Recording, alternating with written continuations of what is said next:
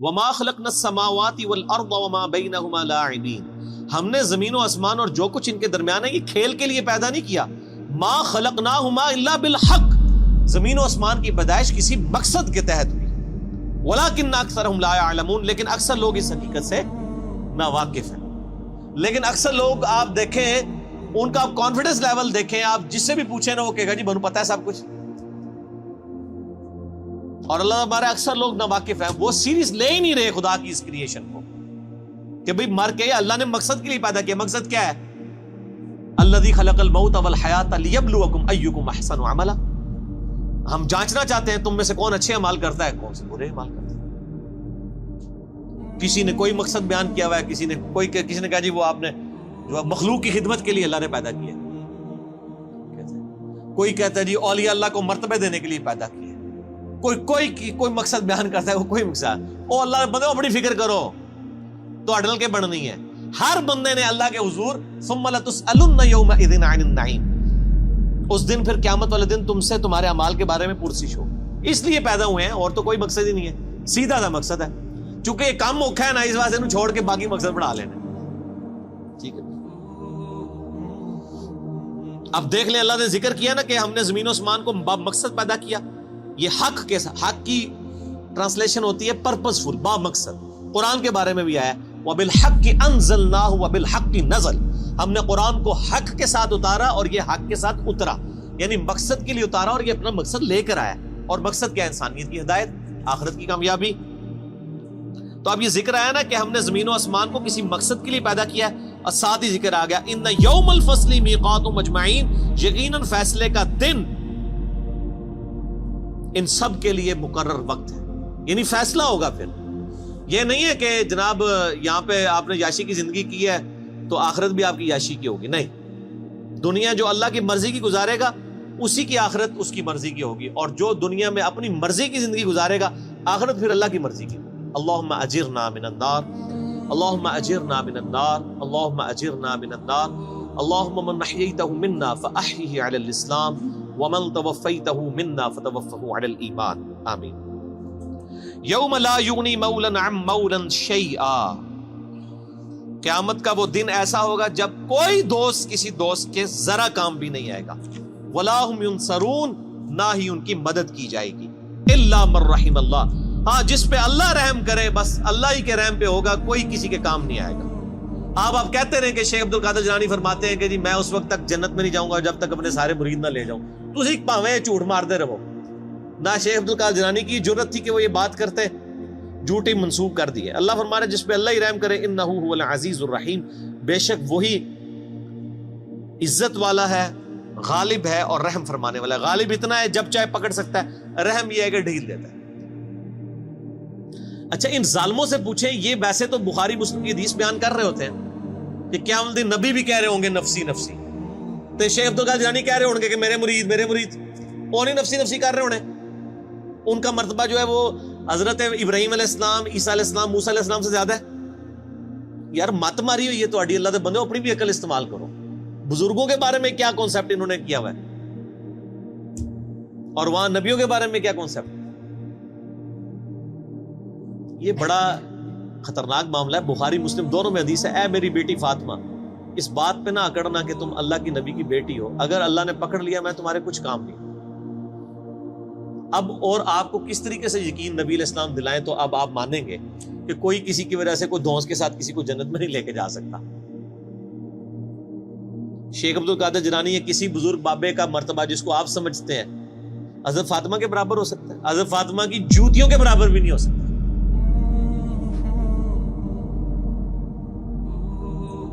تو آپ دیکھ لیں کتنے بڑے بڑے انہوں نے لوگوں نے دعوے کیے اپنے بزرگ بابوں کے بارے میں. جھوٹ ہے، 100% جھوٹ ہے. ان شجرۃ الزقوم، اب بڑی سخت آیات آ رہی ہیں. جنتیوں اور جہنمیوں کا سائملٹینیس کنٹراسٹ آئے گا. پہلے اللہ جہنمیوں کا ذکر کرے گا کہ ان پر کیا صورتحال جہنم میں گزرنی. بے شک زقوم کا درخت ایک کڑوا درخت، طعام الاثیم گناہگاروں کی خوراک ہوگا. کالمہل یغلی فی البطون، پگھلے تانبے کی مانند پیٹوں میں جوش مارے گا. یعنی وہ کڑوا درخت کھانے کے بعد پیاس لگے گی ان کو، پھر پگھلا ہوا تانبے کی مانت پانی دیا جائے گا, وہ پئیں گے تو ان کے پیٹ میں جوش مارے گا. کغلی الحمیم, اور وہ کھولتا ہوا پانی گرم جوش مارتا پانی ہوگا. خذوہ فاعدلوہ الی سواء الجحیم, اور اللہ کی طرف سے حکم ہوگا پکڑو اسے مجرم کو اور گھسیٹ کر دوزخ کے سینٹر میں جا کے اس کو پھینکو. ثم صبوا فوق رأسہ من عذاب الحمیم, اور پھر اس کے سر کے اوپر کھولتا ہوا پانی ڈالو عذاب دینے کے لیے. یہ میرے بھائی یہ طارق جمیل صاحب کا لیکچر بیان نہیں ہو رہا, یہ قرآن بیان ہو رہا ہے. ذق انک انت العزیز الکریم, اللہ تعالیٰ فرمائے گا چک, تو بڑی عزت والا اور بڑی جو ہے وہ کرامت والا ہے. یہ تنزیہ جملہ اللہ کی طرف سے بولا جائے گا کہ دنیا میں تو نے بڑے دعوے کیے ہوئے تھے نا کہ میں جناب کر دیا گا, میں کر دیا گا, تو بڑی عزت والا ہے نا, دیکھ تیری عزت افزائی میں کر رہا ہوں, تیرے سر کے اوپر کھولتا ہوا پانی ڈالا جائے گا. اللہم اجرنا من النار, اللہم اجرنا من النار. ان ھذا ما کنتم بہ تمترون, یہ ہے وہ چیز جس کے بارے میں تم شک میں مبتلا ہو, یقین نہیں تمہیں آ رہا کہ ایسا ہوگا. تو کہتے جی اینڈ تے چھاڑ ہی دینا اللہ نے, بس ایویں تھوڑی تمکی شمکی ہوئے گی بس. یہ یہودیوں کا عقیدہ تھا, ان کو میں نے پھکی دنیا میں دی ہوئی ہے کہ آپ, وہ کہتے ہیں اللہ بڑا غفور رحیم ہے. ماں دیکھو, ماں کوئی دوزخ میں پھینک سکتی کسی بچے کو, اللہ تعالیٰ کیسے پھینکے گا؟ میں کہتا ہوں جی آخرت تو کسی نے نہیں دیکھی, میں آپ کو ویڈیو نہیں دکھا سکتا, قرآن تو موجود ہے نا, یہی پڑھ کے دیکھ لو. یہ کون ہے, یہ قرآن کس نے نازل کیا ہے؟ یہ جو آیات پڑھ رہی میں نے گھر بنائی ہیں جن کے اندر یہ سارا ذکر آ رہا ہے. تو میں ان کو دنیا میں ایک مثال دیتا ہوں کہ آپ کہتے ہیں نا ماں نہیں یہ چاہے گی, تو میں آپ کو دنیا سے ایک مثال دیتا ہوں کہ آپ اور میں بھی کبھی نہیں چاہیں گے کہ آپ کا کوئی دشمن ہو, اس کے 4-5 چھوٹے چھوٹے بچے ہوں, اور آپ اس کی دشمنی میں اس لیول پہ جائیں کہ آپ اس دشمن کی بیوی کو مار دیں. آپ کہیں گے نہیں یار اس کا کیا قصور ہے, اس کے بچوں کا کیا قصور ہے, رحم کھائیں گے نا کہ یار اس کی ماں مر گئی بچوں کی, ان بچوں کو بیوہ, جب یہ بچے جو ہیں وہ یتیم ہو جائیں گے تو جو ماں کے بغیر رہیں گے, اور نئی جب ستیلی ماں آئے گی ان کے ساتھ کیا سلوک کرے گی, ان کے مینٹل ماڈلز تک بدل جائیں گے. ترس کھائیں گے نا آپ اور میں, تو کھائیں گے نا. تو کیا اللہ تعالیٰ بھی ایسے لوگوں پہ ترس فرماتا ہے؟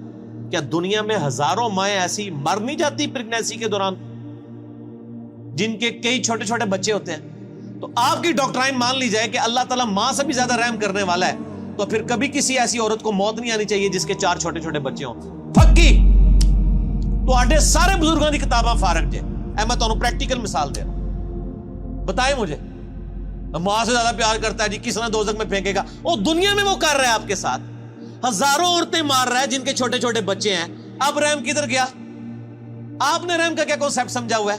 وہ ایک بوڑھی دادی اماں ہے جو پسیج جائے گی, اور رحم فرمانے والا ہے میرے بھائیوں ان پر جو واقعی اس کی طرف رجوع لائیں. وہ ابو جہل کے اوپر رحم فرمانے والا نہیں ہے, وہ فرعون کے اوپر رحم فرمانے والا نہیں ہے, نبیوں کے ماننے والوں پر رحم فرمانے والا.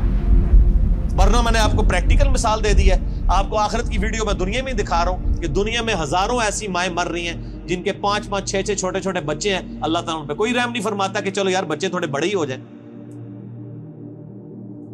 تو یہ چیز اللہ نے دنیا میں دکھائی ہے اس لیے تاکہ آپ کو یقین آ جائے کہ اللہ تعالیٰ پسیج نہیں جاتا.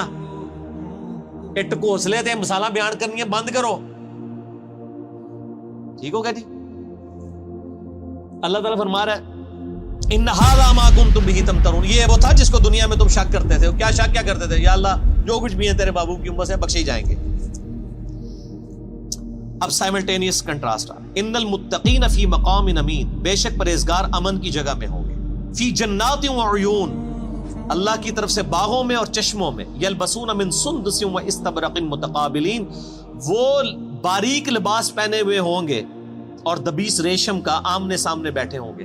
یعنی ان کا جو لباس ہے جس طرح آج کل بھی ہوتا ہے, وہ کیٹی کی شلوار ہوتی ہے, اوپر ململ کا کرتا ہوتا ہے. اللہ فرماتا ہے موٹی ریشم کی ان کی یعنی تہمد ہوگی یا شلوار ہوگی یا پینٹ کوئی بھی ہوگی, اور اوپر کرتے ان کے باریک لباس ہو. کذالک, اور یوں ہی وزوجناہم بحور عین, ہم ان کو بیاہ دیں گے موٹی آنکھوں والی حوروں کے ساتھ. اب یہ حوروں کی ڈیٹیل کے لیے آپ طارق جمیل صاحب کے لیکچر دیکھیں. جو جس چیز کا ایکسپرٹ ہے اس کی طرف ریفر کرنا چاہیے. ادھر ہیں وہ ایکسپرٹ, وہ آپ دیکھیں. یدعون فیہا بکل فاکہۃ آمنین, اور وہ منگوا لیا کریں گے ہر قسم کا پھل اطمینان سے, جو ان کی خواہش ہوگی اللہ تعالیٰ ان کے سامنے رکھے. لا یذوقون فیہا الموت الا الموتۃ الاولی, وہ نہیں چکھیں گے وہاں پر موت کا ذائقہ بجز اس موت کے جو وہ دنیا میں چکھ چکے, بس ایک ہی موت. اچھا میں جنت کی آیات سے نا اس طرح ہی گزر جاتا ہوں نا, تو لوگ کہتے ہیں جنت لیکچر دو, جنت لیکچر. یار جنت لیکچر تو اتنا کچھ ہے, وہ آپ وہی پڑھ لیں. آپ بخاری مسلم میں جنت کا چیپٹر پڑھ لیں, مشکات کی 30 جلد میں جنت کا چیپٹر پڑھ لیں, ٹھیک ہے جی. اور یہ ساری چیزیں کرنے سے یہ تو اسی طریقے سے کہ آپ بریانی کے فضائل بیان کرنا شروع کر دیں, بریانی تک پہنچنے کے لیے بھی تو ایک ایفرٹ کی ضرورت ہے نا. تو وہ سب کو پتا ہے دنیا میں, میرا خیال ہے جنت کے بارے میں تو سب کو ہی پتا ہے, دوزخ کے بارے میں لوگوں نے انڈر ایسٹیمیٹ کی. تو جس چیز کی ضرورت ہے وہی کریں, اور یہی صحابہ کا طریقہ بھی ہے. بخاری مسلم اٹھا کے دیکھیں, جب حضرت عمر کو زخم لگا ہے تو ان کے پاس آ کے صحابہ کہہ رہے ہیں کہ آپ کی وجہ سے اللہ تعالیٰ نے اسلام کو اتنی شوکت دی ہے, رومن پرشین امپائر گری ہے, اور ہم اللہ سے امید کرتے ہیں کہ آپ اللہ کے حضور آپ تو بخشے بخشائیں. یہ بخاری مسلم دونوں میں ہے. اس زخم کی حالت میں انہوں نے کہا میں تو بس یہی چاہتا ہوں کہ جو کچھ میں نے اسلام کے لیے کیا نا, اس کے بدلے میں اللہ صرف میرے گناہ معاف کر کے مجھے برابر چھوڑ دے. جنت تو چھوڑ دو, بس مجھے برابر کر دے کہ میرے گناہ اور نیکیاں برابر ہو گئی ہیں, میں بریک ایون پوائنٹ پہ آ گیا ہوں. جنت کی بات تو حضرت عمر نے بھی نہیں کی ہے مرتے وقت, حالانکہ اس وقت ضرورت تھی کہ وہ جنت کی بات کرتا ہے کہ میں سیدھے ہی جنت ہی چلے آ جاؤ, اور جنت کی گارنٹی بھی ملی ہوئی تھی. یہ باتیں نہیں کسی کو یاد. جب ہم یہ باتیں کرتے ہیں ہمیں کہتے ہیں جی کڑوی کڑوی باتیں ہر وقت کرتا ہے. تو حضرت عمر بھی کڑوی کڑوی باتیں کرتے تھے, حالانکہ وہ تو موت کے وقت تھے, اس ٹائم تو ضرورت تھی وہ جنت کی باتیں کرتے. انہوں نے کہا بس مجھے اللہ برابر ہی چھوڑ لینا, اتنا ہی کافی میرے. او بھائی عقل نہ ہوئے تھے موجے ہی موجاں, اور عقل ہوئے تھے سوچے ہی سوچا. جسے عقل ہو اس کو سوچ ہوتی ہے. حضرت عمر کو عقل تھی, آپ کو عقل نہیں, آپ کے بزرگوں کو, آپ کے واعظین کو, آپ کے علماء کو عقل نہیں ہے, اس لیے وہ آپ کو میٹھی لوریاں دیتے ہیں. ٹھیک ہے مست رہو, ٹھیک ہے انہوں نال ہی ہو گے کیا عمل داڑے, ٹھیک ہے. وہ ہمارے ساتھ لوگ بات کر رہے ہوتے ہیں نا, او نہیں یزید نو برا نہ کرو, ہم کہتے ہیں جی ٹھیک ہے اللہ آپ کا حشر یزید کے ساتھ کرے. نہیں, اگر ایڈے ہی کانفیڈنٹ ہو تو منگیا کرو دعا کہ یزید اور اس کے خاندان کے ساتھ ہمارا حشر ہو. ہم کہتے ہیں حسین اور اس کے خاندان مولا علی کے ساتھ ہمارا حشر ہو. ہم تو کانفیڈنٹ ہیں, آپ میں اعتماد نہیں ہے.